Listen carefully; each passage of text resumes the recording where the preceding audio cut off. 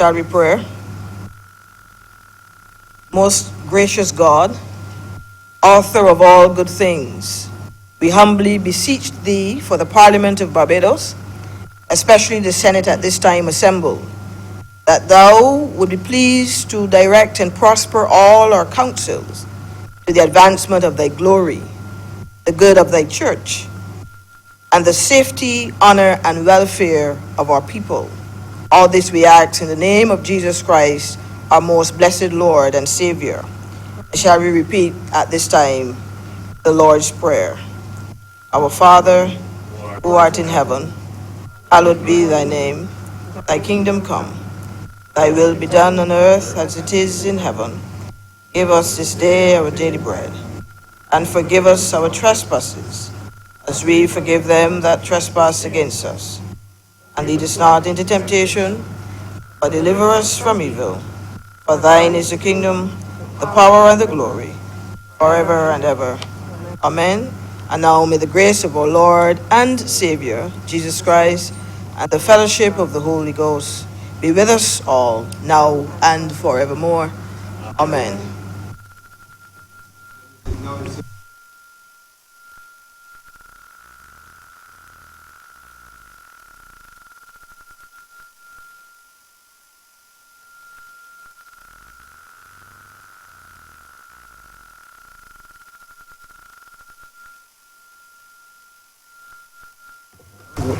With her and be close.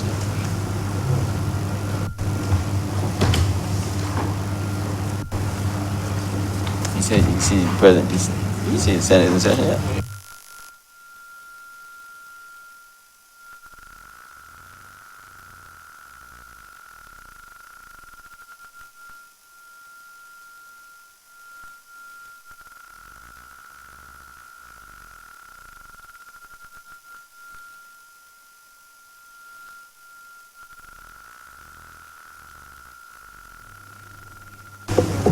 Messages from Tennessee, the Governor General.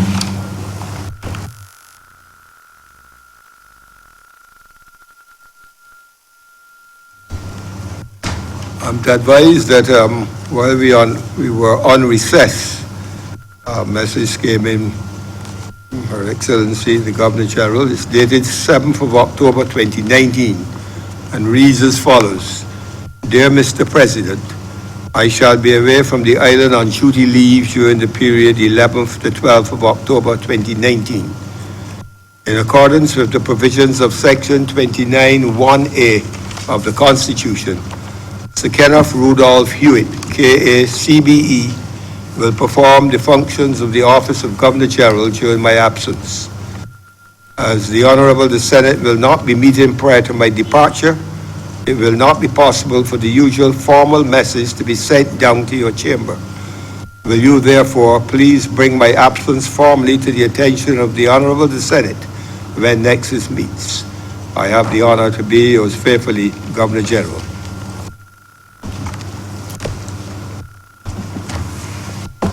Announcements by Your Honor, the President.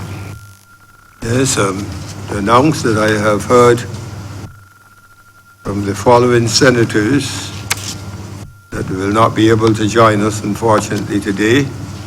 Senators Kay McConney, Rudy Grant, and Tony Moore.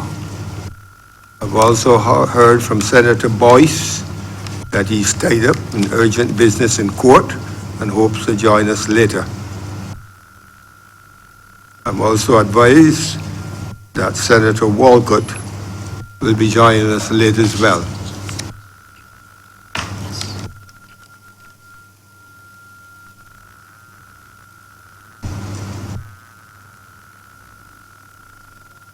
Minutes. Yes, minutes. So, We have ready to be confirmed the minutes of the meeting held on Wednesday, August the 21st, 2019, and the minutes of the meeting held Wednesday, September the 4th, 2019, to be deferred. who got the minutes of Wednesday, 25th August, be approved? Mr. President, I beg to move that the minutes of Wednesday, August 21st, 2019 be confirmed. The question is that the minutes of the meeting held on Wednesday, August the 21st, 2019 be now confirmed. All honourable members in favour, please say aye. Aye. Those against, please say no. We think the ayes have it, and the minutes of the August the 21st, 2019 are now confirmed. Mr. President, I beg to move that the minutes of the meeting held Wednesday, September 4th, 2019 be deferred. The question is that the minutes of this chamber held on Wednesday, September 4th, 2019 be now deferred. All honourable members in favour, please say aye. Those against, please say no. We think the ayes have it, and the minutes of September 4th are now deferred. Presentation of petitions. Presentation of papers. This one. Mr. President, I'm commanded to lay the following document: the recommendation on the national floors of social protection.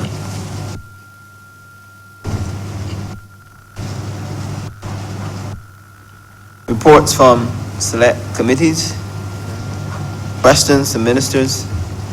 Request for leave to move the adjournment of the Senate on matters of urgent public importance. Statements by ministers or parliamentary secretaries. Personal explanations. Motions relating to the business or sittings of the Senate. Moved by a minister. Mr. President, I beg to move the suspension of Standing Order 45-2 for the remaining of the sitting. The question is that Standing Order 45-2 now suspended for the remainder of today's sitting. All honourable members in favour, please say aye. Those against, please say no. Think the ayes have it, and the Standing Order 45-2 is now suspended for the balance of today's sitting. Introduction of bills.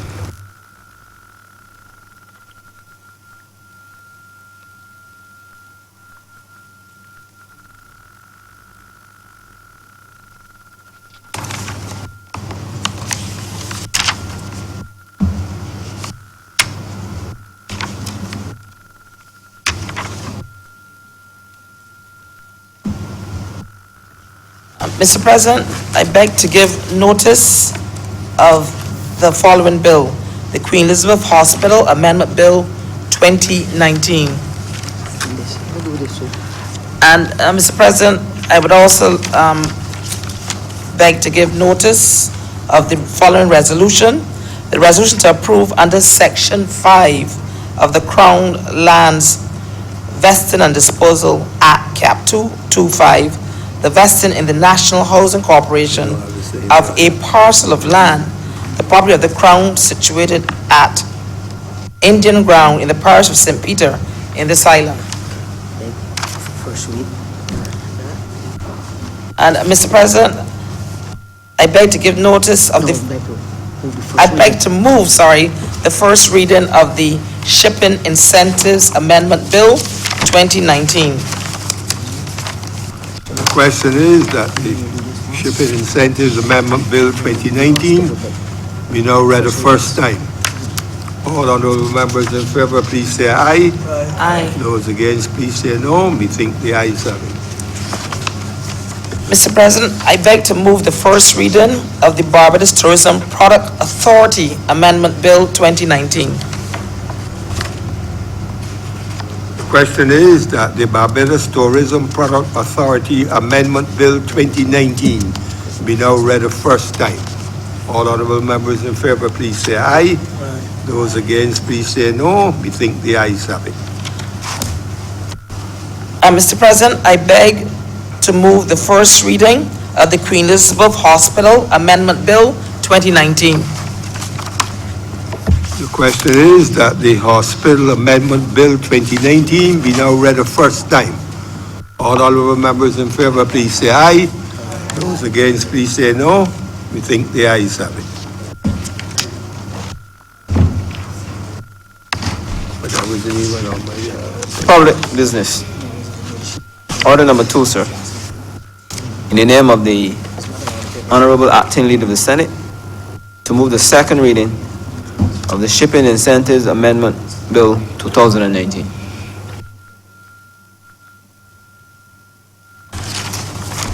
Mr. President, I beg to move the second reading of the Shipping Incentives Amendment Bill 2019.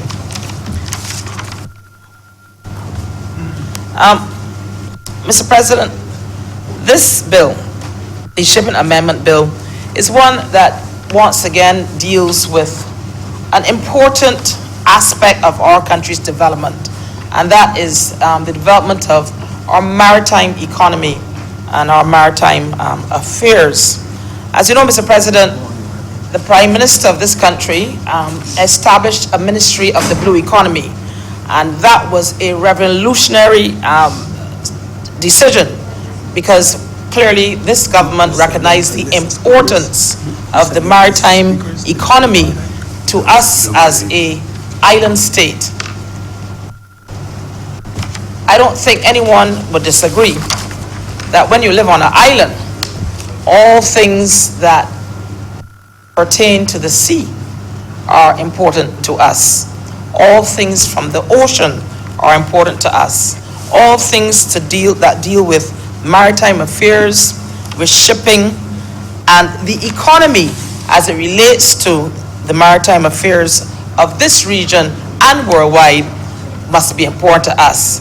The laws of the sea would be important to us and fundamental to our existence. And as time goes on, it becomes even more important to the existence of countries within our region. We all hear all the time about things about global warming and how it affects the world. Well, clearly affects Barbados as an island because of the issues related to sea level rising of sea levels, the deterioration of reef formations, the deterioration of marine life, our fishing industries, all the things that are affected where it comes to countries that are dependent and very dependent on the ocean, as Barbados is. Barbados is a country, Mr. President, that we know for years would have been considered, certainly in the Caribbean region, one of the foremost countries when it comes to the fishing industry, when it comes to maritime aspects. And that continued for quite some time, and I think that we would have been lauded over and over. But in recent times, it seems that certainly under the previous administration, many of the important aspects of our maritime affairs were not on the forefront and were neglected. And through that neglect, many of our own commitments, some of our international commitments would have been neglected. Now, this bill is actually a very simple amendment to a piece of legislation. And what it does, Mr. President, is that it actually, as you know, Mr. President, the port and the customs are responsible for many of the tax collection aspects of our economy. Now, this bill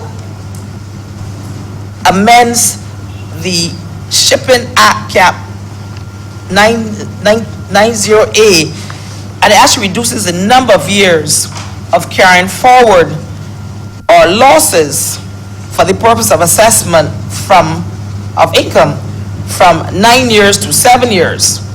And it also, this is at section 5, Mr. President, it also applies to the rate applicable to the deductions that can be claimed in respect of the income tax from 150% to 100%. So it goes from 150% to 100%. Now, Mr. President, this shipping amendment bill has been amended many times. This is not the first time, but in each case of its amendment, it has been to the benefit of people within this sector, always. There are many, many benefits in this bill that are still there and will continue to be there. And I will just, Mr. President, if you could beg my indulgence, if I could beg your indulgence, I would just like to tell you some of them, so that, and for those present, some of the benefits of this bill. And if you don't mind, Mr. President, I would just like to read a few of them here. Don't mind at all. Yeah. Please continue. So one of them is like salaries and wages paid to employees during their travel overseas on a promotion of yachting or boating tourism, to agreed marine skills calculated proportionally in accordance with the duration of their trip. Also, payments to an agent in Barbados engaged in the promotion of yachting or boating tourism to undertake work overseas on behalf of the taxpayers. Cost of advertising or other means of soliciting business or publicity outside of Barbados. There are also other benefits, Mr. President, like, I'll give you another one, the cost of supplying pamphlets or brochures for distribution abroad or to visiting yachts or boats. And we also have, Mr. President, the cost of promoting and providing services for international events, bringing yachts and boats to Barbados. And I could go on and on and on. What I'm saying, Mr. President, is that this amendment, like many other amendments surrounding this industry, redound to the benefit not just of the shipping industry, but also to tourism. It diversifies our tourism product. Our tourism product is probably one of the most diversified in the Caribbean. Many of the Caribbean islands, they're in the business of tourism like we are. But we have some additional advantages, and we want to continue to promote those in order to encourage our tourism product to further develop. And as you would appreciate, Mr. President, for what I've just read, there are many aspects of this Shipping Incentives Act that allow for the continuous development of our tourism product. So not only is this act beneficial to the shipping industry, but it's also beneficial to our tourism product. And that is an important point that needs to be made, because, you know, tourism, as we say in Barbados, is our business. And we want it to continue that way, and we want these benefits to continue to not just benefit us as a country, but certainly all of the players within the tourism sector to continue to develop and grow within this particular area. Now, Mr. President,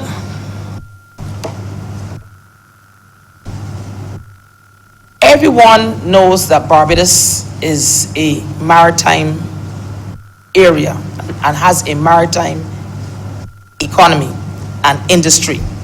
When you think about maritime industries many years ago, we would think of things like, most of us that would have come up around fishing villages. We think about all of the locations, the Paynes Bays and the Oystons and Western St. James and Skeets Bay and St. Philip. I mean, Barbados is a country that was built on people going to sea. People from all parts of Barbados,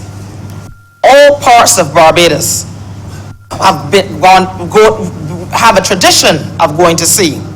I dare say even people from St. Thomas and St. George, like my Honourable Senate colleague over there, don't mind there's no sea in St. George or St. Thomas. Even they understand the importance of the ocean, and they too have, and their families, been products of our maritime and marine environment. Now, so this bill, and like other bills that we've had before, have all benefited this industry, and an industry that is integral to us as a nation. I am not going to go into all of the aspects of how it benefits, certainly from a financial standpoint. I certainly have a colleague here who is well versed in the port, and I certainly would like to hear their contribution, which I know will be all encompassing, and that will deal with all the things that this also has a relationship too, in terms of this industry. They will speak all about the IMO and some of the issues there that we would have neglected for many years under the previous government. I'm sure they will also speak to a single window that is being developed Caribbean-wide, and all those wonderful things. But I just want to say, Mr. President, that this bill, even though it was first brought here, certainly it was first introduced in 2015. In 2015, under a previous administration, like many other things, nothing more was done. And lots of things were, as including maritime affairs, totally neglected. So, as I say very briefly with regard to this particular industry, I want to make one other critical point before I take my seat, Mr. President, and that every time we change legislation, sometimes people say, why would you all, are people always changing the legislation? Legislation is there to be changed, and it usually has a benefit. And one of the benefits that we know that has to be done for our country, all encompassing, much less in this particular area as well, is the ease of doing business. The ease of doing business, the ease of collection of revenue, of taxes. I mean, that's how we survive as a country. And able to provide many of the benefits that we take for granted, many of the social benefits. But the ease of doing business, which I will also not expound too much on, because I have a learned colleague not sitting too far from me, who, as I said before, is well versed in that area and well versed in the matters of our ports of entry, where especially the seaport, where a lot of what we get for us as a country imported here comes through that port, the seaport. When we look around, all the things that go in the supermarket, but even things in here, everything comes through where? The seaport. How does it get here? By ocean. It doesn't get here primarily by plane. I mean, yes, planes bring people, they bring a few things, but the majority of things imported in the Barbados come by ocean. And anything that we do in order to make it easier, to make it a place of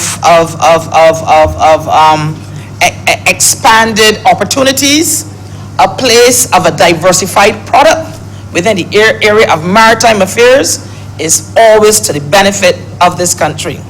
And with those few words, Mr. President, I beg to move that this bill be read a second time.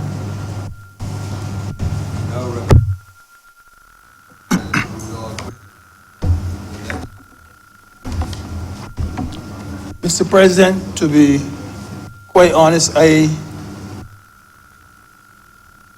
was not prepared to speak on the topic, but I realize that it is not one of those exciting and sexy topics which we usually have members lining up one behind the other to deliver their speeches. And so I am almost acting, sir, as a gap filler in this regard. Now, Mr. President, as has been said by the acting leader of government business, this particular act has been amended on many occasions. And each time it has been amended for the benefit of Barbados and the benefit of Barbadians. I am sure, sir, that even if you had to go and look into Hansard and look for the number of times that this particular debate came up, that you are going to find that there have never been really earth-shattering debates on the topic. Sir, not only is it not exciting then to the general public. But even for those who debate these topics on the floor of the House, I myself know very little about ships. I know about the Nina, the Pinta, and the Santa Maria, and I learned about those when I was maybe about 12 years old. But from what I've been able to gather, the two persons in Barbados who always led this particular debate and who were very keen on this particular topic were the Right Excellent Sir Errol Walton Barrow and the Honourable JMG Tom Adams. And this is now being whispered to me not to forget Sir Harold Bernard St. John, that he too was fascinated by the topic. And these people carried that particular debate. And, you know, I have always said that in fact, I'm glad he mentioned Sir Harold Bernard St. John, because I've always said that these persons in that era seem to possess knowledge and a depth and substance that many of us should try to emulate. But these people, and someone, I remember I was talking, they had the same topic recently, and the person told me, don't forget Cameron Tudor. And he said, you know where you can't forget, and this is just by the way, you know where you can't forget Cameron Tudor? He said, just imagine in 1943, a black boy at Oxford University, black Barbadian boy, at a university that is about 90% white. He became what would be the Guild president at Oxford. He said not because he was a black boy, but because he had to have some kind of substance. And therefore, those persons around that era who would have debated this topic were all people well versed, and as I said, with a lot of depth and so on. Now,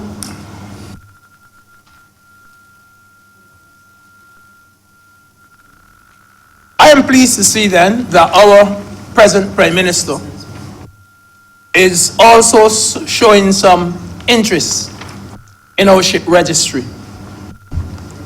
And I believe, sir, that this renewed energy in the area will also be of benefit to Barbados.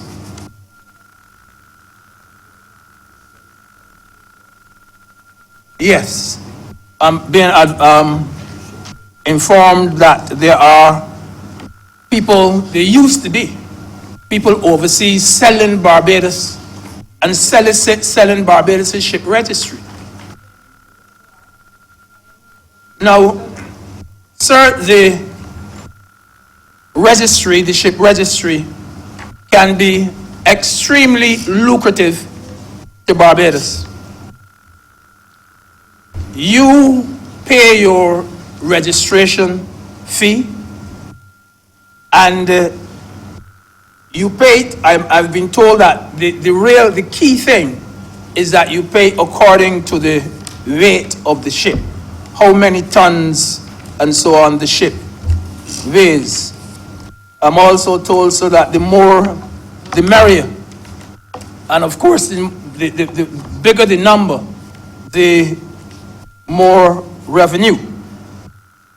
But sir, in that register, you will record the name of the ship, the owners of the ship, the weight of the ship, the nationality of the ship, what privileges you are extending to the ship, and as I said, you pay the price for registration.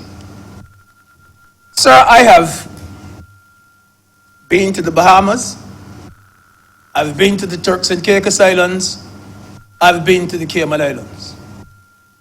Not only been, I've lived. And I can tell you, sir, that they take ship registration very, very seriously. Indeed, I remember when Minister Humphrey was speaking on this topic in the other place. He said that ship registration is not really part of our national history. Sad to say, that is the way he put it. He said that when it comes to having a ship registry and ship registration, his words were, Barbados does not even form part of the conversation. Sad to say, but true. When you compare Barbados with Cayman and Bahamas and those places, he says we don't even form part of the conversation.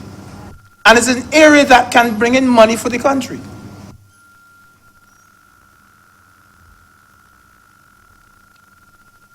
For instance, sir, I have known of cases in the Cayman Islands.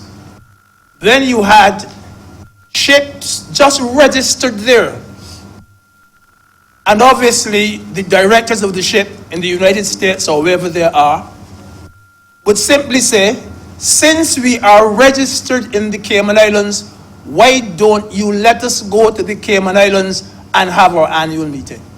The annual directors meeting. The next thing you know, about 20 or 25 people are in a hotel in the Cayman Islands to have that shipping meeting. This is a spill-off. Just for the registration's sake, you have attracted people who are treated now as part of your tourism bundle. Part of the bundle of tourism. So this is why I say, sir, that there are spill-offs to it. Now, we cannot expect every time, and I'm sure the Prime Minister is aware of this, every time we want to raise revenue, we tax the Barbadian. We have to look for other avenues. We have to look for other ways to raise revenue. And obviously, I'm not going to deny it. Cayman and Turks and Bahamas will always do better than Barbados because of their proximity to the United States, if nothing else. They will always do better. We can't just throw up our hands in the air and say none of that market belongs to us.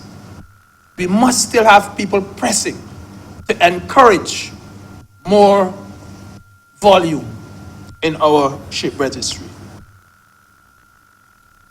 And we have to do, as we are trying to do now, whatever is necessary to encourage better ship registration. As I said, sir, there are spill-offs all the while. I have known of occasions when Mr. President, and this happens, and we do not know how often it happens. People come here on a ship and they're sick. I don't know what it is that happens to people on a ship. I don't know what kind of stress you have when you are on a ship. Relationship breaks down between employees. Relationship breaks down between passengers.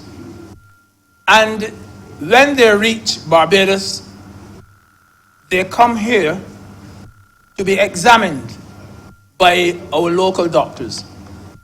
Very often, sometimes, you have to leave the passenger here in Barbados because the passenger could very well be a risk, because it is usually a psychological, some psychiatric, some problem that passenger is having. more so than a broken hand or broken foot. And and you take, the person is here, and the doctor treats the person, and the shipping agent pays the doctor in the case of when they're employees. When there are employees, then the shipping agent will pay for the doctor bills, transportation, and all those. When there are passengers, I think even if the shipping agent pays, then the relatives or whoever on board will repay the shipping agent. But the point is, the doctors will tell you that they never have problems in being paid. They never have problems. So, yes, there are numerous spill-offs. We also have situations, sir, where there's something called a ship protest. And all it is that when you have your goods on board, your meat or whatever it is, and whether the meat begins to smell or whether the goods begin to spoil or whatever it is, you are told that for your next port of call, you have to report that in Barbados, let's say in Barbados. And if you don't do that, then the insurance company will not pay you. So you don't make a mistake and pass here and go somewhere else and then report. Your next port of call, you must report it. We benefit from that as well because that very report brings in $1. And I don't mean literally a silver dollar. I don't mean that at all. I mean brings in some money. So, sir, before I close, let me say, sir, that if I wanted in Barbados a criminal lawyer, I know who I would go to. And if I wanted the best conveyancer in Barbados, I know who I would go to.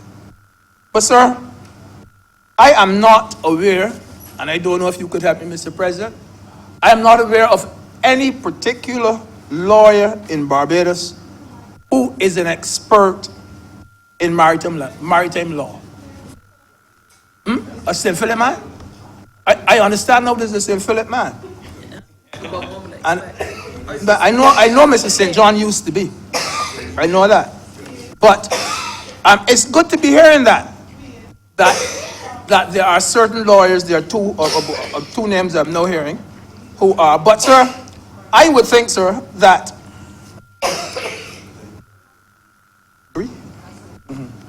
I would think, sir, that when it comes to things like marine commerce, when it comes to the law relating to ships and to shipping, the transportation of persons and goods by sea, property by sea, the obligations of ship and ship captains and so on, that we have some young, bright lawyers.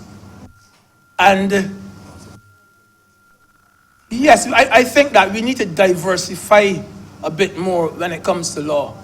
I'm sure so that it would not be a waste of time for at least half a dozen of these young, bright young men and women to take up marine law, a good area to study. I'm sure so that financially it would not be a waste at all. And sir, with those remarks, sir, I must say that I support the amendment to this legislation. Thank you very much.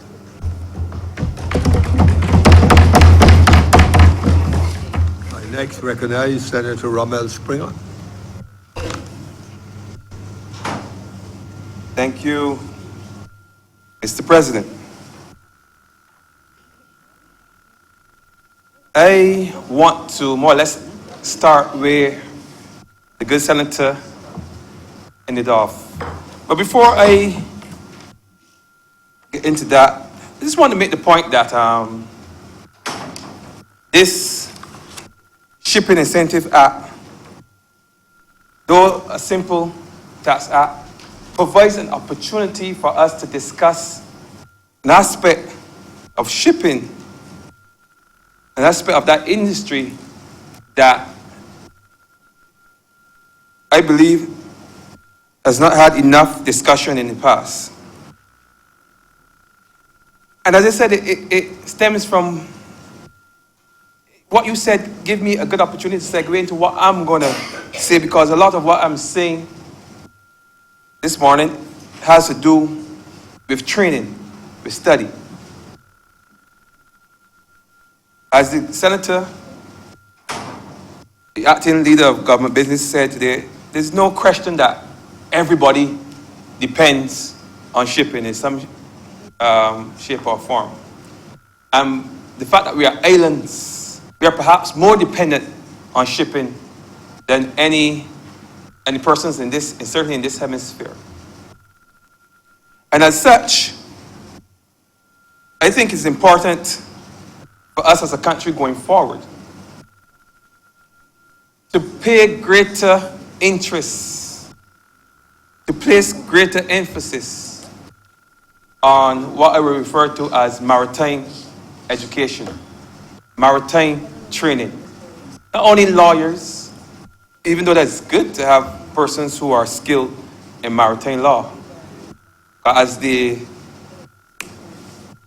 industry develops and technology develops and evolve, it's important that we are on a good, strong legal footing and we have persons who are trained in that area. But there are other areas within shipping that are important if we are to maintain the high standards, or hold those high standards that I've seen evolving in the shipping industry in these times. There's absolutely no reason for a country that has had a history and a relationship as long as the one that we've had with the sea to be at the state or the place that we are today. I believe Barbados should have been further in terms of our maritime technology, our maritime training. 400 years. We may not have been brought here under the happiest conditions, but we have always been close to the sea. Barbadians, as alluded to by Senator Greenwich, have always had a close tie, a close relationship with the sea.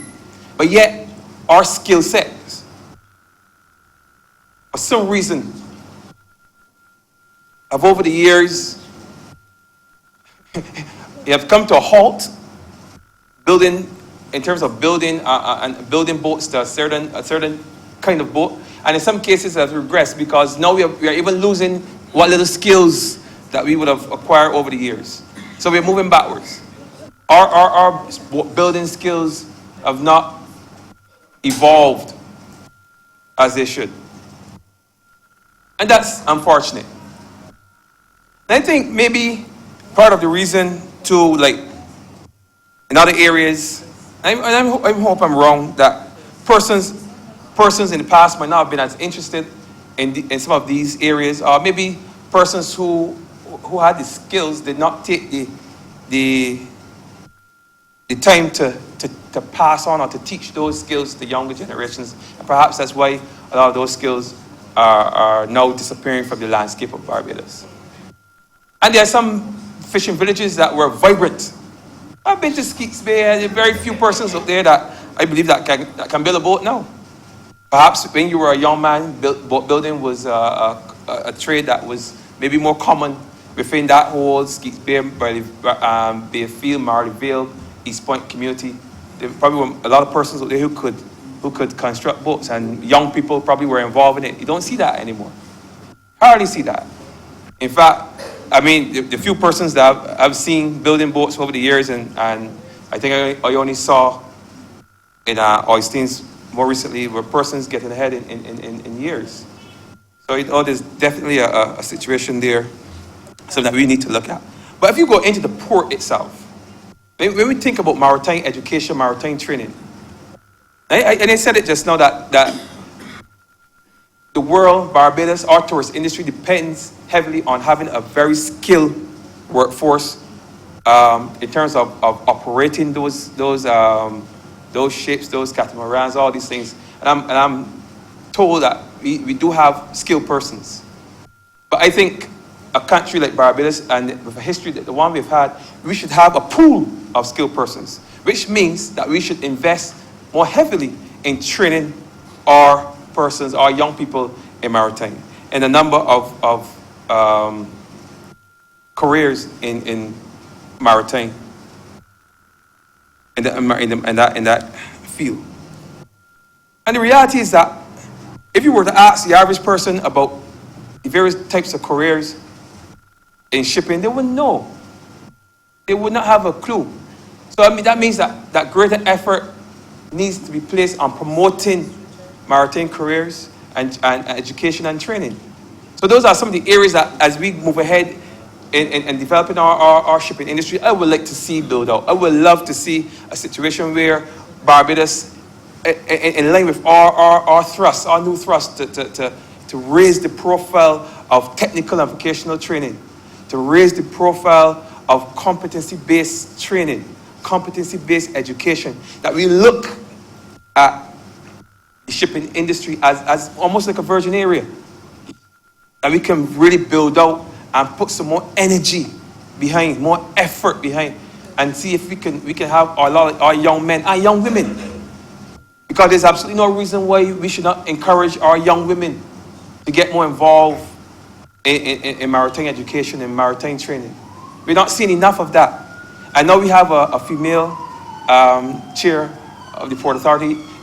This is a good reason why we should probably look towards young females in that industry.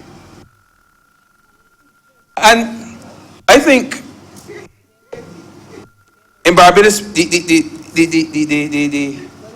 necessary infrastructure in some places is there.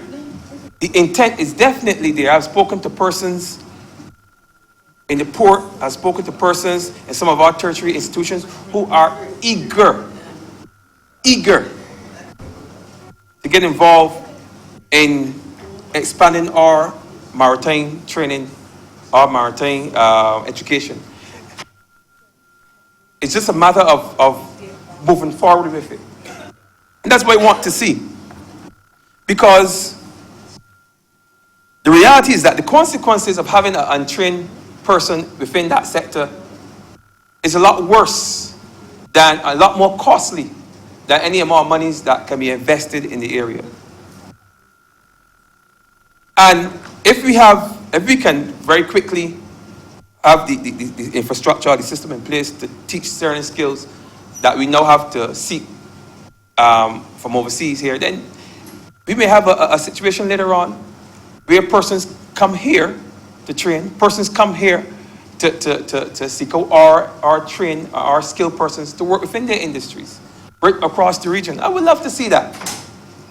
That is my main contribution this morning, seeing and making a point that we need to establish or to build out our maritime training, our maritime education. That particular area needs some energy. And there was something that the minister would have said, where he mentioned that he traveled overseas and saw that a number of the equipment, the heavy equipment in the port is now automated. Which tells me that the technology is advancing. And if the technology is advancing, then we should be advancing with the technology. And the unfortunate thing is that education also often lags behind the technology. But if we allow the technology to go that far ahead that we lag behind, then it's going to be a lot more difficult for us to catch up. So now is the best time to start that move towards training, towards building, towards looking at how we can fit it into the system we already have. We have standards within the Caribbean for maritime studies. They already exist. It's just a matter of getting them here and setting them here. I would have mentioned this before in another conversation I had where persons went overseas and they saw, and there was a presentation where they looked at underwater welding. I never even knew that you could weld metal underwater. I figured use fire, and if you're underwater, that it wouldn't burn. But the reality is that there's such a thing as underwater welding. It has to be highly paid because I suspect there's a certain degree of danger involved in welding underwater. I even heard of underwater painting, things that I would not imagine are possible. But with today's technology, these things are possible. And how difficult is it for us to set up a space with a pool or what have you, where we can have persons welding metal? You won't necessarily have to start out welding a ship or a boat, but you can weld metal. I mean, if you ensure that welded metal is airtight, then you know you can move forward from there. So little baby steps like that, I think, are possible. You know, I think are possible within this industry. And that's basically the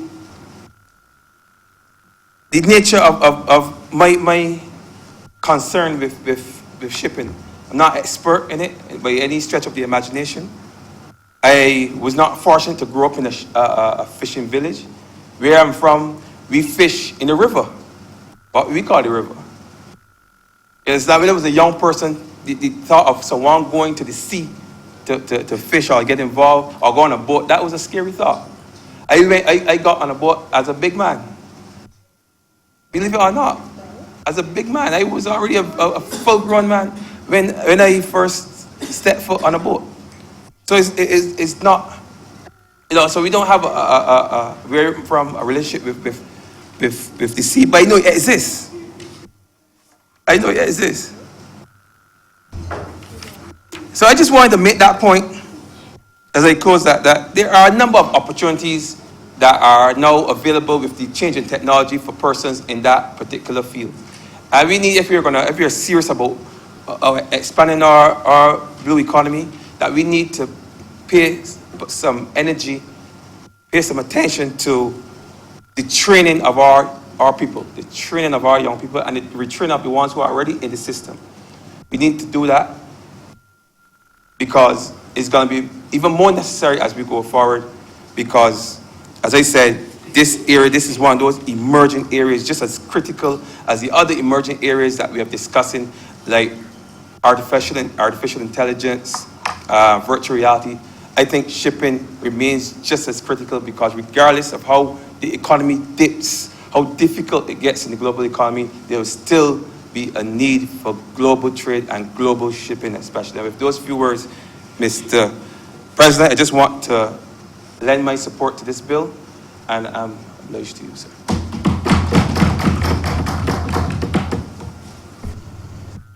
Senator Lisa Cummins, please. Thank you very much, Mr. President. I rise on this occasion to give my support to this bill and to share a few words, Mr. President, on the context within which it is evolving within the policy space for Barbados. I want, before I get into my intervention, Mr. President, to second the presentation made by my colleague, Senator Greenidge. I think I've just lost a document. To second the colleague raised by my colleague, Senator Greenidge, who spoke specifically, Mr. President, about the importance of the ship's registry. And that was an important conversation, Mr. President, because it is a significant part of our development trajectory, Mr. President. And then we had my colleague, Senator Ramel Springer, who spoke about the importance of training. Now, those are important points, Mr. President, that I will raise in further detail during the course of my presentation today. But I want to start, Mr. President, by making reference to a paper that was done on port state control in 2000 on the Caribbean. And it gives great context, Mr. President, for the conversation we're having today. It says the following thing, Mr. President. Over 90% of the Caribbean's intra-regional and external trade is carried by a variety of regular liner and tramp merchant ships which pass through regional ports. It says many things in the middle, but this is the part that I want to get to. These ships provide an invaluable service, especially to the eastern and southern Caribbean region, since they transport cargo and passengers, crews, and provide an indispensable link to ports not normally covered by other sources. It finishes by saying, Mr. President, that maritime transport is therefore vital for the conduct of regional and international trade in the Caribbean region. Mr. President, that gives context to this entire issue before the Senate today. Now, what exactly is the size and the scale of that transportation through the region, both on the maritime side as it relates to cargo and on the maritime side as it relates to cruise? So in 2018, we had around 1,684 vessel calls in total. 54% of those vessel calls, Mr. President, were cargo calls. Now, when we talk about maritime shipping, when we talk about ports, almost more than half of the time, if not all of the time, the conversation tends to speak about passenger ships.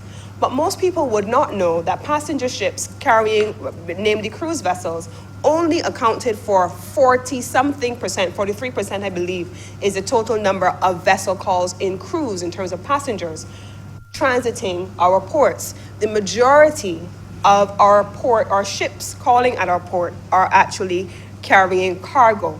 Nearly 90% of all importation of goods into the country comes on those ships, 54%. And they constitute over 1.4 million tons of cargo. If you were to break that down into what we call 20-foot equivalent units, you have about 109,000 20-foot equivalent units being processed in terms of cargo through the port. Now, on the cruise side, we have around 453 vessel calls, and they carry a total of approximately 810,000 passengers on an annual basis. So this is a significant industry for the country in terms of both cargo, 90% of all goods that are consumed into the country.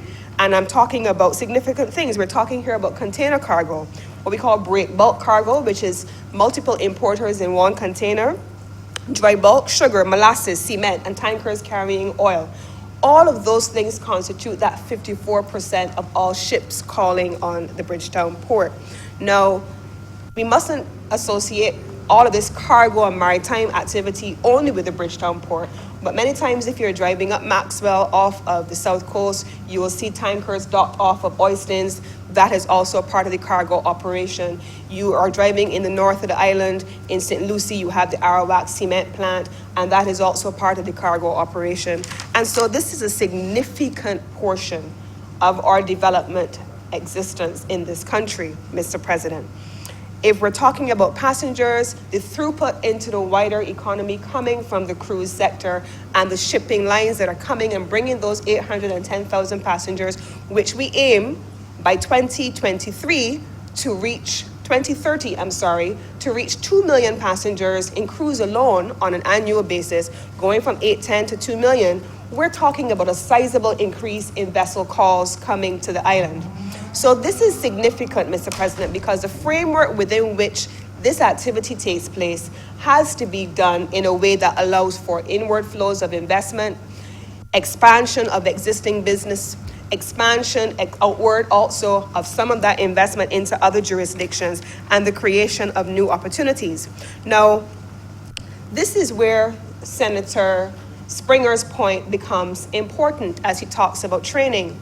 Now, he talks about the boat building sector and the importance of us developing. Mr. President, we have at present, I believe, somewhere around 1,500 ships that are locally registered here in Barbados, and that includes our fishing fleet. Nearly 100% of those boats have to go offshore to neighboring islands for the purpose of boat repair and annual haul out. We do not have the kind of capacity to respond to the demand on island.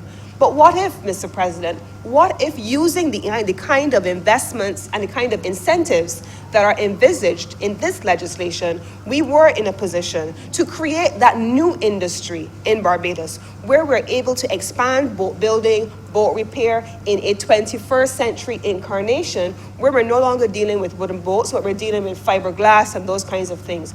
That drilling that he talked about underwater, the welding underwater, that is one of the highest paid skills in terms of those persons who are working in the boat building industry, anywhere in the industry.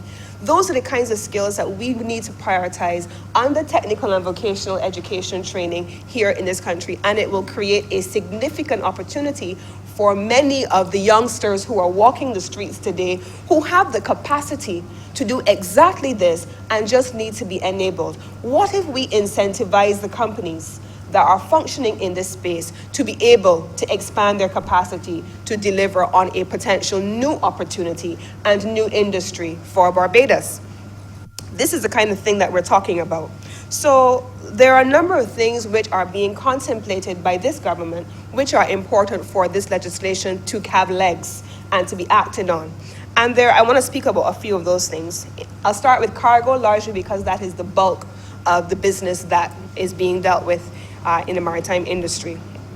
So we are in the process of engaging in talks on the development of a dedicated new cargo facility. So you are aware, Mr. President, and it has been spoken of by Prime Minister Motley, it has been spoken of by the Minister responsible for Maritime Affairs and the Blue Economy, and it has also been spoken of by the Minister responsible for Tourism. There has been a policy decision that cruise and cargo should be separated. And the Prime Minister has said on many occasions that the idea of a cruise vessel, billions of dollars cruising into the Barbados port and overlooking stacks of containers 3 high, really is not the aesthetic that we want to have projected about our tourism industry. And so therefore the decision has been made by this administration that cruise and cargo must be separated. And as we speak, Mr. President, we are engaged in active negotiations for that policy decision to be given effect. The companies, therefore, Mr. President, that are involved on both the cruise side and on the cargo side, and who would therefore constitute shipping companies, would benefit from the incentives provided in this legislation. They would benefit from the new frameworks that are provided for in this legislation. Mr. President, we're not just separating cruise and cargo because we aspire to be able to have 2 million passengers come to Barbados by 2030. We're not just making these kinds of amendments, Mr. President, because we want to increase the volume of cargo being imported into the country, because certainly I know that Senator, my colleague senator sitting next to me, Senator Holder, would want to ensure that we are in a position to also support export of Barbadian goods as part of our shipping industry and our global trade relationships. So we're not just doing this for the look of it in order to have a more pleasing and cosmetically attractive cruise facility to receive ships. Not at all, Mr. President. We're doing this because we understand the value of it to the economy. What would people say, Mr. President, if I were to say to you that the performance of our maritime industry in terms of our ability to serve as a receiving port for both cruise and cargo has a direct impact on the cost of living in this country? And so it is important for all of us to ensure that these incentives and that these amendments are able to benefit the companies who import goods into the country, who represent our country as outlined in Schedule 1 of the bill of the Act.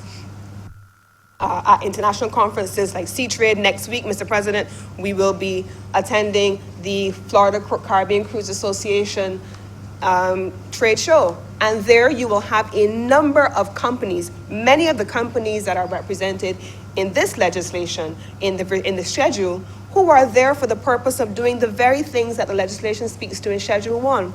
Marketing of the country. They're engaging in trade shows. They're meeting with all of the shipping lines. They're meeting with the King Oceans and the Tropicals, and they're meeting also with the Carnivals and the Norwegians and the MSCs and all of these lines. They're meeting with these lines, Mr. President, because these are the lines that bring business to this country.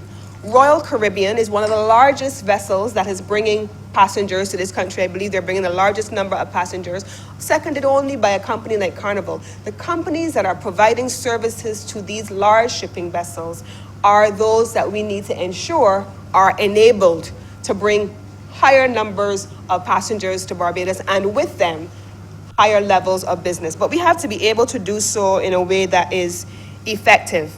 And I say that, Mr. President, because in a way that is ineffective means that we have to be an enabler. And the minister of Maritime Affairs and the Blue Economy spoke about this in the other place when he talks about doing business. Now, Mr. President, when we're talking about cargo in particular, the World Bank in Doing Business Indicators has a metric called trading across borders. And those borders are specific to port-side borders. And they have a number of matrices that deal with things like documentary compliance, border compliance, and they tell us where we rank. We are 132, Mr. President, out of 190. And what that means is that all of the agencies, both private and public, that are functioning within a port space, and those that are in a position to interface with our ships as ships agents and so on, all of the shipping companies that are captured here are then in a position, Mr. President, where they are not necessarily being enabled to function efficiently. And so we at the port have an ambition, and the vision of the port and by the government of Mr. President set by a policy decision is that we will be evolving into a full logistics hubs that is in a position to attract more ships to come to Barbados, to do more business with Barbados, and to be able to benefit our people. And that brings me, Mr. President, to Senator Greenidge's point about the northern location of places like the Bahamas and the Cayman Islands. Mr. President, we have set a trajectory for ourselves where we accept that the Northern Caribbean has its role to play, certainly as it relates to the North American market. But we have set a trajectory for ourselves where we wish to prioritize South-South cooperation. How many years, Mr. President, have we as a people and as a region been talking about greater collaboration between the African region and the Caribbean region and the Caribbean region and the South American region? We've been talking about it for a long time, Mr. President. And so the opportunity here is for us not to look at what's happening in the north alone, and we accept that they're going to be fine in the north, but to create new shipping lanes that go from the African continent, Mr. President, Port Tima, off out of Ghana, for example, down into the most southerly country in the Caribbean, which is none other than Barbados, Mr. President, and then further south down into the southern tip of the southern continent, Suriname and Guyana, and then even further, Mr. President, into South America. That is the new trajectory that we are setting for ourselves in this maritime industry, so we are able to create those directions. And so, Mr. President, I don't want to get political, but some things you have to be political about. There's been a lot of chatter in a lot of places about travel and people going places and doing things. But let's be clear, Mr. President, we live on a rock that is 166 square miles, and we are populated by a people that's 300,000 strong. If we think for a minute, Mr. President, that without engaging the world, we will get anywhere in this global environment, which is dominated by power and influence, we are sorely mistaken. And I want to say, Mr. President, that just as we talked about creation of investment and creation of new opportunities for our country just last week, and I want to say this in this place, and I have not spoken to her, but I'll say this here, and if she is unhappy with me for saying it, I'm sure I'll take my blows, but I'll say it for the benefit of the public. There are conversations, Mr. President, that take place in this country and every other country of the world that would not take place at any other level than at the level they're taking place at now. There are doors that are open to the people of this country now because there is a Prime Minister called Mia Amor Motley, Mr. President. There are people whose doors are open to us, Mr. President, because her name is on the lips of those of power and influence in a world that is far bigger and far more influential than we are, Mr. President. And just last week, I'm going to give an example. I had the privilege of going to meet, let me go backwards a little bit. I went last year for the first time to the same conference we're going to next week, where we're dealing with the shipping industry, specifically in cruise. And I remember being really agitated. Those of us who have been on the international stage before, been in multilateral negotiations, you will understand what I mean when I say this. It was beyond me that whether we are 166 square miles or not, we are a proud people. The notion that I would go into a room, a Barbadian representing my nation, and sit across a room from another executive representing a company as if I am in school was beyond me. But I'll tell you what, Mr. President, when our Prime Minister steps into those spaces, we speak at the level of owners. We speak at the level of the top executives. And so by the time our lower level officials go into those meetings, Mr. President, they say to us, there isn't much we can do here because the discussions are taking place at a much higher level than us. We will wait on instructions, and then once they get those instructions, their principals instruct them to do the very things that they had no interest in doing before. You know why, Mr. President? Because there's a Prime Minister who's willing to lead the charge, Mr. President, and that is the reason why. But I want to go a little further, Mr. President. I want to go a little further.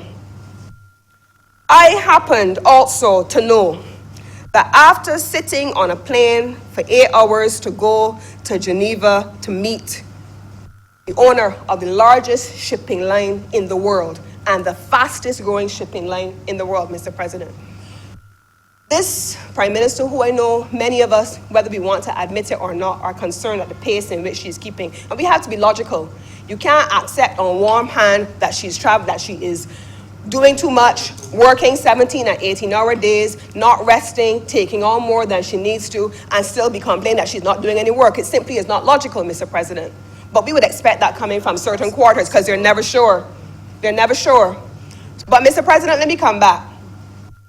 After sitting on a plane for 8 hours, Mr. President, this woman who I am convinced does not sleep more than 2 hours in a night.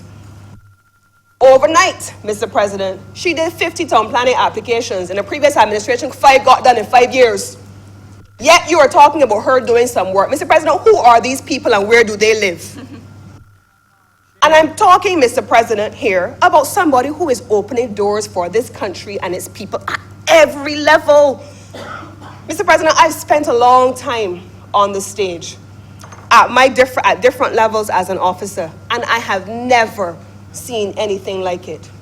I will say that to you. And so even in shipping, whether it is on the cruise side, where every shipping line in the cruise industry wants to meet with her, every last one, and they are giving instructions to their principals, let's do business with Barbados. You know why? Because we are 166 square miles and 300 people strong, and influence matters. And if there's one person in this country, Mr. President, who is exerting influence in areas where it matters, it is our Prime Minister.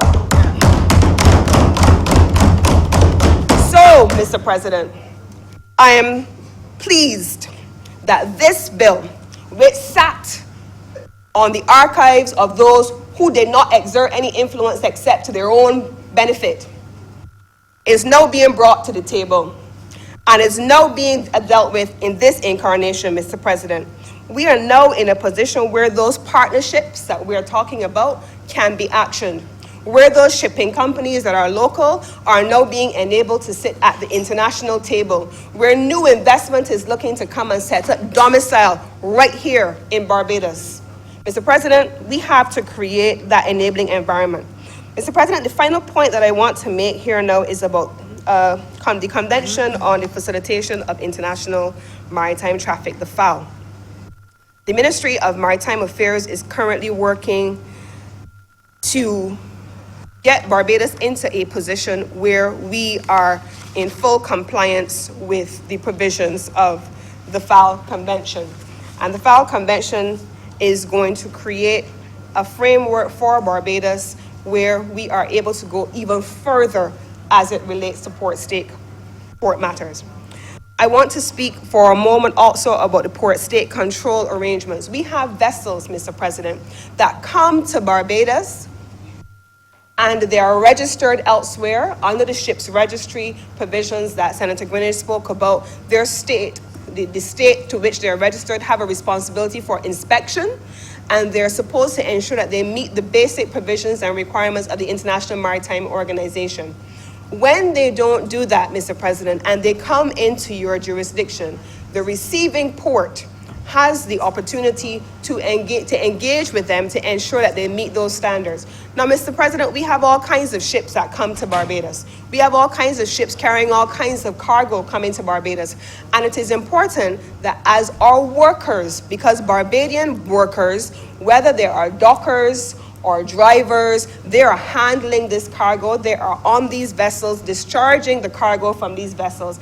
And it is important that the standards met by these ships are enforced so that our people are not put in danger while working on these ships. And we are currently also working very closely with the Ministry of Maritime Affairs and the Blue Economy to meet these requirements and to ensure that we are able to enforce these requirements with ships coming to our shore. So, Mr. President, this is a major development for Barbados.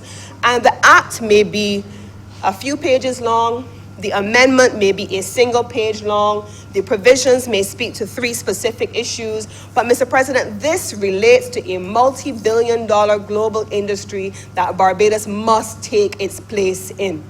It creates an opportunity, Mr. President, for new business to emerge in this country, for new business to expand in this country, and for new training and new skills and new careers to emerge in this country. For example, Senator Springer, when he was speaking about training, you have shipping lines, for example, that are in cruise like Honourable, who maintains a training center out in the port of Rotterdam in the Netherlands. And they do that purely for the development of specialist skills. And so we are in a position where, Mr. President, we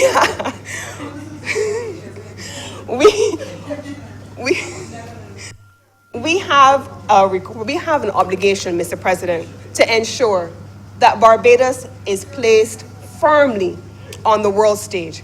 We are behind the 8 ball. We're behind the curve in many ways because of lost time. We don't have the time anymore. We don't have the luxury of time. I think I heard that term being used very recently by a minister. We don't have the luxury of time. We are creating new opportunities for our people with legislation such as this, and for that reason, Mr. President, I wish to give it my full support. I'm obliged to.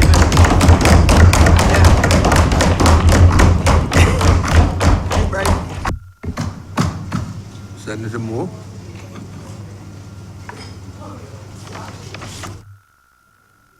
Mr. President, I think the presentation that we just had from my colleague Senator Cummins, I hope that all those present, all those present and those not present took good note of some of the points that she has made, because these are important points for us as a country and for our development as a country within this area and sector. Yes, it has been one, as I said in my opening remarks, neglected, unfortunately so. But Senator Cummins was quite correct in that we are now addressing some of this neglect and ensuring that Barbados once again moves forward, and that our reputation as a progressive country, as we have always been for most of our recent history, will continue under the sound leadership of our current Prime Minister. As I said earlier, the Prime Minister created the Ministry of Maritime Affairs and the Blue Economy to ensure that people recognize the seriousness of this particular area, and one that affects every single Barbadian, because we live in an island state. Now, as I articulated earlier, this Shipping Incentives Amendment Bill 2019 actually is an amendment to the Shipping Incentives Act, Cap 90A, and it reduces the number of years for carrying forward losses for the purpose of assessment of income tax from 9 years to 7, and the rate applicable to the deduction that can be claimed in respect of income tax from 150% to 100%. Now, this is in keeping with the financial reforms that have been ongoing with regard to the corporation tax. And as you know, Mr. President, I did mention that this was first mooted in 2015.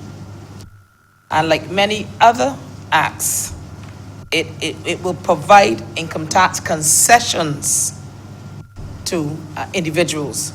And that is an important thing to note because, as you know, and I think Senator Cummins quite concisely and very eloquently explained some of the issues that we face within the shipping and maritime industry and the progress that is being made and will continue to be made in that endeavor. So, Mr. President, I know that all the senators present, I'm hopeful, will support this amendment and recognize that this is just another amendment that will certainly be of a benefit to the shipping and maritime industry, as well as have ancillary benefits to the tourism sector. And with that, Mr. President, I beg to move that this bill be read a second time. Question is that the bill under consideration, Shipping Incentives Amendment Bill 2019, be now read a second time. All honourable members in favour, please say aye. Those against, please say no. Methinks the ayes have it. Ask that I do upset myself, can go into committee.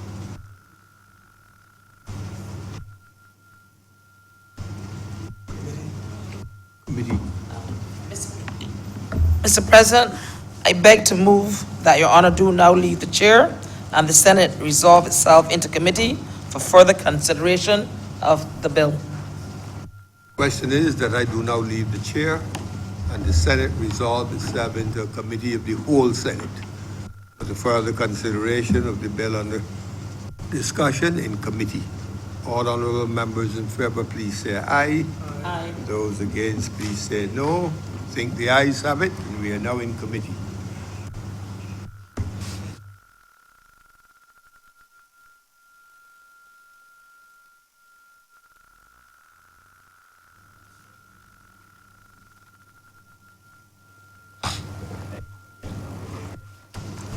The Senate is now in committee.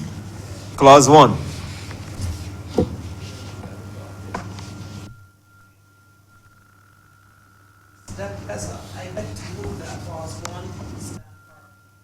The question is that clause 1 stand part. Honourable senators in favour, please say aye. Aye. Those against, please say no. Methinks the ayes have it. Clause 2. Mr. Deputy President, I beg to move that clause 2 stand part. The question is that clause 2 stand part. Honourable senators in favour, please say aye. Aye. Those against, please say no. Methinks the ayes have it. Report. Mr. Deputy President, I beg to move that you now report to His Honor the President the passing of one bill in committee. The question is that I do now report to His Honor the President the passing of one bill in committee. All honourable senators in favour, please say aye. Aye. Those against, please say no. Methinks the ayes have it.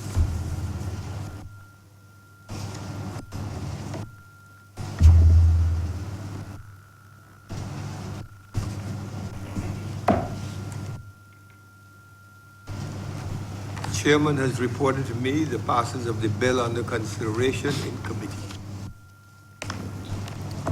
Third reading.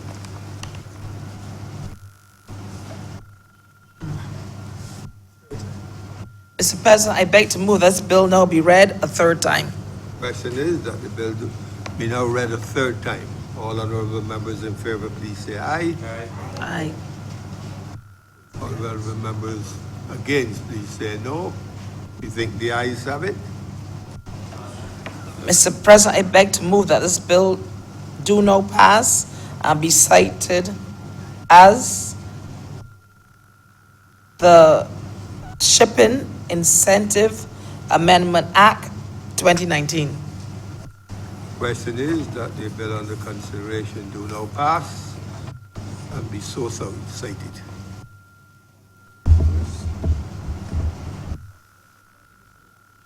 Yes, let's move that we suspend until. Yes.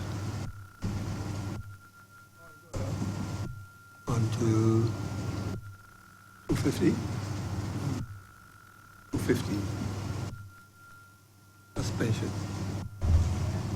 Mr. President, I now move that the Senate be now suspended.